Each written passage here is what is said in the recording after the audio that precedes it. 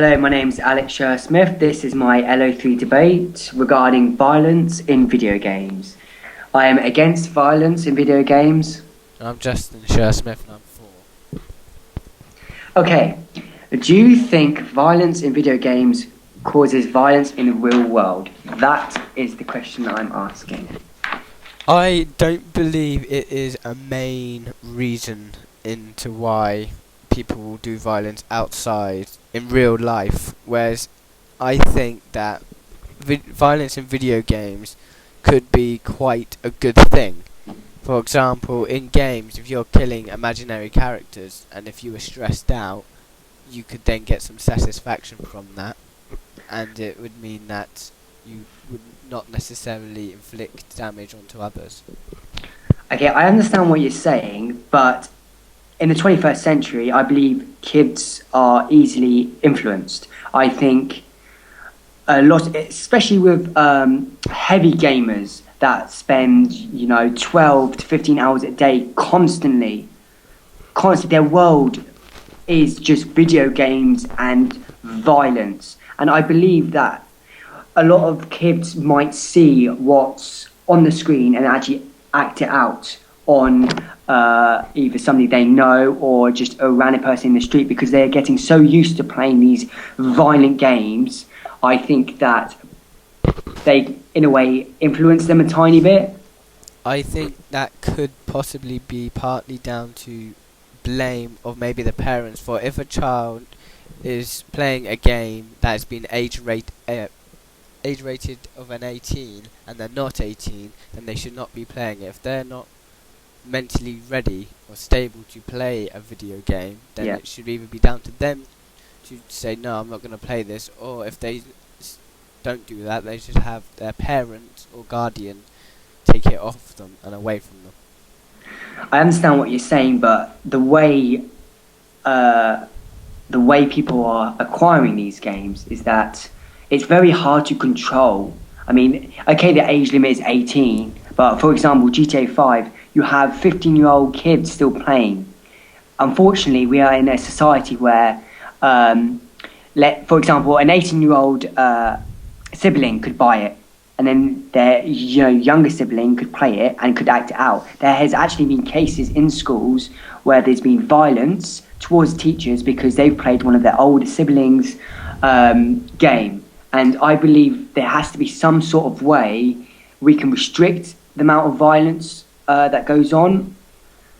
I see your point, but I think that in those cases, if they are looked into, you will notice most of the children would have had some cause of maybe disability, and when news reporters see, they like to play a video game, they like to jump on that and put blame onto the video game, when in actual fact it's something much worse. Like the child could have been abused himself when they were a child, and that could be the real reason, but nobody focuses on that. They just go, video games are bad, it was probably GTA, probably Call of Duty, probably this or that.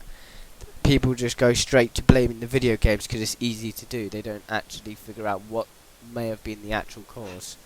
Yeah, I can see where you're coming from. I think you're trying to say that they are video games are being a scapegoat. But on the other hand, if the parents are letting their children play it, because a lot of parents do let their children play it, because a lot of children say, "Oh, my friend has this game, why can't I play it?"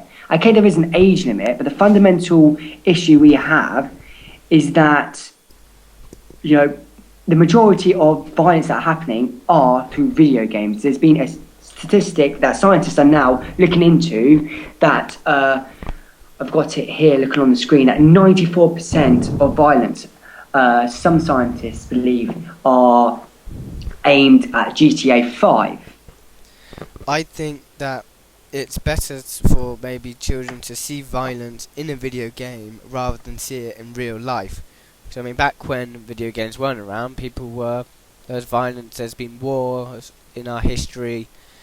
Violence it's always been around, and it always will be around. I think people, as I said earlier, they just use video games as a scapegoat. By desensitizing our children to violence, video games in a way help our children understand what they're seeing and they're seeing it in a virtual world where no one is actually getting hurt, in compared to maybe seeing it in real life.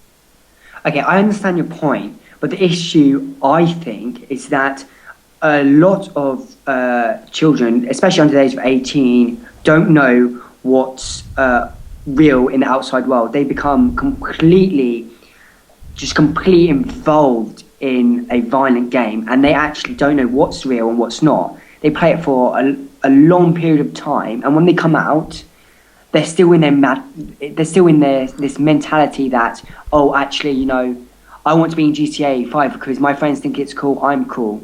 So they act out because they want to be in that world.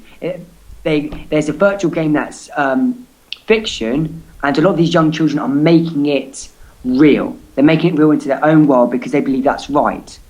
And okay, we've mentioned earlier with the age limit, but more and more younger people are getting their hands on violent games, and it's been getting worse since the first GTA that's come out, which I believe is in 2002. I think that is partly fault of the parents who have clearly not raised their children properly into not. If a child cannot understand what's reality and what's fake, then they should not be anywhere near a video game in general, whether it's violent or not. If someone can't understand the difference, then they need to be taught the difference, because they're pretty much stupid then. Yeah, well, the only issue is, why isn't there... Okay, there's an age restriction, but why, when you play it, the young children can go straight on it, put it in, let's say, a PlayStation, Xbox, and play it straight away. There's no, you have to log in, how old are you, what's your date of birth. There's nothing there when somebody's got it to clarify that they're of age. Why is there no restriction within that game? You can literally grab that game, put it into an Xbox, so you can grab it from an older brother, put it into an Xbox and play it straight away without any actual restriction within that game. And, some of the scenes are just gangs, beating each other, and especially with this online, for example, on PS3, you can play online in front of a lot of people who are younger. So why is there no restriction on being able to play online? I think that's a valid point, but there is a restriction. Usually, when people make an account, their age is required. You have to put their age down, and then they also, most nowadays, whenever you make an email on, let's say, Google or something, that also asks for your age. And say things like Microsoft's Xbox Live and Sony's PSN, PlayStation Network, they usually cross-reference the age they've put in their system with the one on their email, and if it doesn't match, it will flag that account to make sure they haven't got anyone playing a game who shouldn't be. But I think that's an extremely difficult thing to monitor. But can you also put the same argument to films? Why does no one ever blames films? It's always video games. You get 18 films and children watch that. It's down to, I think, the parents stopping the child from getting it. Like, stores will not sell you a game if you're not of the required age. But the only issue is that there has been situations within stores that they have sold people who look over the age of 18, but they're actually 17. That may have been in the past, whereas now they ID you most certainly in the UK, by law they have to ID you even for games aged 15, even if it's 12. If they don't think you look 12, you have to look a few years older. They will ID you for proof that you are of age to play a game. So I think it's challenge 25. I think it's the actual term. No, that's to avoid being 18 is the highest, but they say if you don't look older than 25, we're going to ID you. Yeah, it's what those signs say.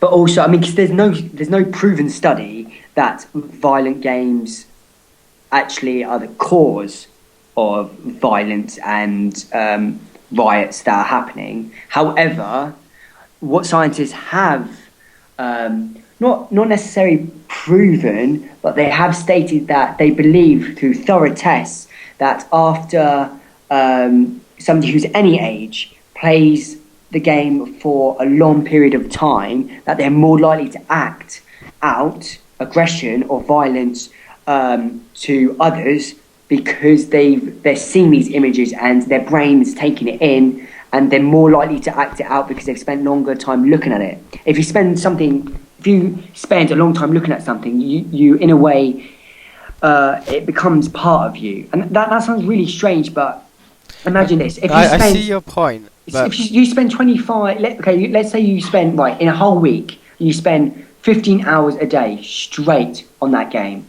with your friends, it becomes your complete life. It will affect you regardless, because you end up taking maybe even a scenario out, and without even realizing, your brain's so used to you playing it, it's your reality. So people just end up doing it because the results of them looking at it constantly does affect them in emotionally and physical way. I see your point, but I think that argument could be put against absolutely anything. Too much excessive viewing or doing something of any one thing, any one game, anyone watching any one film, doing anything can cause problems. So I don't think that can be singled down to just in video gaming. That happens across all forms of media, like excessive texting and being on your phone can also cause damage to your eyes and radiation in extreme amounts. So I think that argument is not quite, that point is not quite specific enough to tie down in, oh, video games are bad, violence in them should go. I can see your point. I think the way this is actually going to be handled in the future is that there's no specific way, there's no argument that's right or wrong. There is definitely a situation here where you have to look at the game, but you also have to look at the time period and how long people are playing it. Whether people are generally addicted to games or whether they believe that it's right. I thank you very much for Justin for being in this debate. This is a debate that I'm going to thoroughly look into and indulge myself into within our report, and I would like to dissect the sections of why people think violence in video games is the cause. Thank you very much, Justin.